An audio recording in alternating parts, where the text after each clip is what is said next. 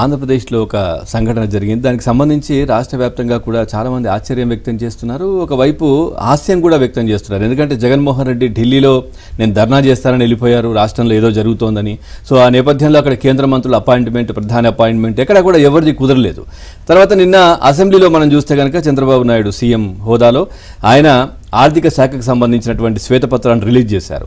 అదేవిధంగా జగన్మోహన్ రెడ్డి తన నివాసంలో సేమ్ కొద్దిమంది మీడియా ప్రతినిధులను పిలిచి కెమెరాలు తీసుకురావద్దని చెప్పేసి ఆ తర్వాత వాళ్ళని పిలిచి అక్కడ ఆర్థిక శాఖకు సంబంధించి అక్కడేదో చెప్పే ప్రయత్నం చేస్తూ ఉన్నారు. అదేదో అసెంబ్లీకి వచ్చి చెప్పొచ్చు కదా అని చాలామంది మాట్లాడుతున్న పరిస్థితి. మరి ఇంట్లో కూర్చొని చెప్పడం ఏంటి అని. అదేవిధంగా పూర్తిగా రాష్ట్రంలో రాక్షస పాలన నడుస్తోంది. రాష్ట్రంలో అసలు ఒక బీహార్ని తలపిస్తోంది రాష్ట్రం. ఆర్థికంగా కూడా ఇబ్బందుల్లో ఉన్నారు ప్రజలు వలస వెళ్ళిపోతున్నారు రాష్ట్రాన్ని వదిలేసి అని జగన్మోహన్ రెడ్డి మాట్లాడుతున్నారు. అంటే చాలామంది అంటున్నారు ఈయన గతంలో చేసినవి గుర్తొచ్చి ఆయన చెప్పుకుంటున్నారేమో ఇది అనే చర్చ కూడా జరుగుతూ ఉంది. అవును, ప్రతిపక్ష హోదా ఇస్తేనే అసెంబ్లీలోకి అడుగు పెడతానని చెప్పి ఆయన చెప్తున్నారు కదా. సో ఏపీలో రాక్షస పాలన సాగుతుంది, రివర్స్ పాలన నడుస్తుంది. బాధితులపైన పోలీసులు హత్యాయత్నం కేసులు పెడుతున్నారు. పోలీసులు ప్రేక్షక పాత్ర వహిస్తున్నారు. కొన్నాళ్లుగా జగన్మోహన్ రెడ్డి పదే చెబుతున్న మాటలు ఇవి. అవును, ఆయన చెబుతున్నవన్నీ నిజాలే. అయితే 6 నెలల కిందటి వరకు పరిస్థితి ఇలాగే ఉండేది. ఆ విషయాలనే జగన్ ఇప్పుడు చెబుతున్నట్లుంది అని విశ్లేషకులు సరదాగా వ్యాఖ్యానిస్తున్నారు. అరాచకం, అన్యాయం, దౌర్జన్యం, రాష్ట్రపతి పాలన విధించాలి, ప్రజాస్వామ్యం చచ్చిపోయింది అంటూ విపక్షంలోకి వచ్చిన రోజు నుంచే జగన్ వాపోతున్నారు. తన 5 ఏళ్ల పాలన గురించే జగన్ ఈ మాటలు అంటున్నట్లు ఉంది అని, ఆయన వ్యాఖ్యలు వింటుంటే నాటి పరిస్థితులు మళ్లీ కళ్ల ముందు కదలాడుతున్నాయి అని జగన్ బాధితులు పేర్కొంటున్నారు.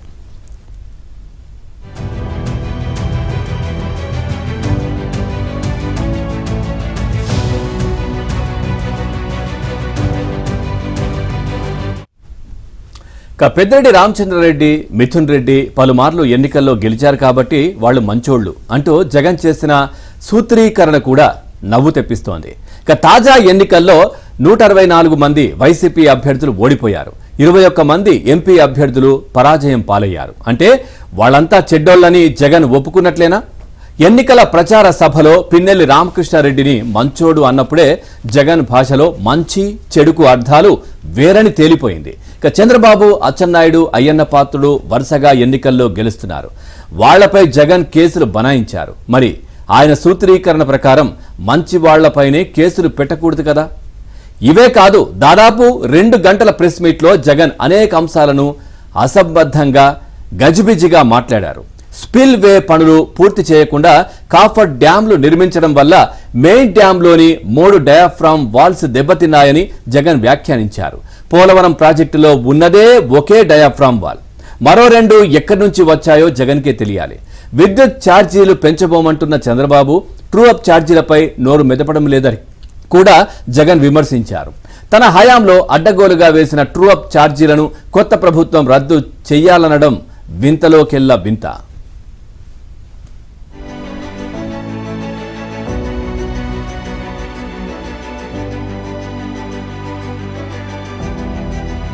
చెబుతున్న పరిస్థితి అయితే ఉంది.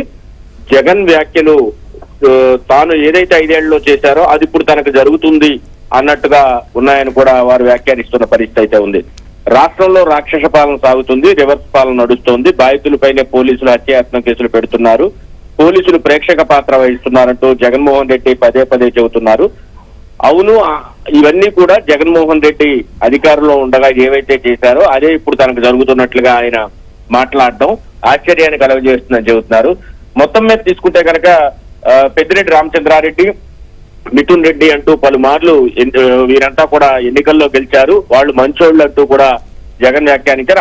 ఆ లెక్కనైతే చంద్రబాబు నాయుడు, అచ్చెన్నాయుడు, ధూళిపాళ నరేంద్ర వీరందరూ కూడా మంచోళ్ల కిందే లెక్కలోకి వస్తారు కదా. వారిని ఎందుకు జగన్ కేసులు పెట్టి అరెస్ట్ చేయించారని కూడా ఆ మీడియా సమావేశం చూసిన వారు నవ్వుకుంటున్న పరిస్థితి అయితే ఉంది. అంటే జగన్మోహన్ రెడ్డి 175 సీట్లలో పోటీ చేసినటువంటి 164 మంది వైసీపీ అభ్యర్థులు ఓడిపోయారు. 21 మంది ఎంపీ అభ్యర్థులు కూడా పరాజయం పాలయ్యారు. మరి వారంతా మంచోళ్లు కాదా, చెడ్డోళ్ళని జగన్ ఒప్పుకున్నట్లేనా అని కూడా వారు ప్రశ్నిస్తున్న పరిస్థితి అయితే ఉంది. మంచోడు అన్న పిన్నెల్లి రామకృష్ణారెడ్డి దారుణంగా ఓటమి చెందడమే కాకుండా జైలుకు కూడా వెళ్లారు. అంటే జగన్ చెప్పిన మాటలన్నీ అవాస్తవాలని ఈ మాటతో తేలిపోయిందా అని కూడా ప్రశ్నించుకుంటున్న పరిస్థితి అయితే ఉంది. మొత్తం ఆయన ప్రెస్ మీట్ మొత్తం గజిబిజిగా గందరగోళంగా నడిచింది. పోలవరం డయాఫ్రమ్ వాల్లు 3 ఉన్నాయని ఆయన వ్యాఖ్యానించడం జరిగింది. 5 ఏళ్ల పాటు ముఖ్యమంత్రిగా ఉన్న ఆయన రాష్ట్రానికి లైఫ్ లైన్ అయినటువంటి పోలవరం విషయంలో ఇంత అసంబద్ధంగా ఏమీ తెలియనట్టు అమాయకంగా మాట్లాడటం ఆశ్చర్యాన్ని కలుగజేస్తుంది. నిజంగా జగన్ ఏమీ తెలియకుండా 5 ఏళ్ల పాలన చేశారా అనే అనుమానాలు ఇప్పుడు ప్రజల్లో కూడా వ్యక్తమవుతున్న పరిస్థితి ఉంది. విద్యుత్ ఛార్జీలు పెంచబోమంటున్న చంద్రబాబు ట్రూ అప్ ఛార్జీల విషయంలో నోరు మెదపడం లేదని నిన్న వ్యాఖ్యానించడం, తన హయాంలో పెంచిన విద్యుత్ ఛార్జీలను ఇప్పుడు తగ్గించాలంటూ వింతల్లోకింత వింతలాగా ఆయన మాట్లాడడం కూడా ఆశ్చర్యాన్ని కలిగించిన విషయం అయితే ఉంది.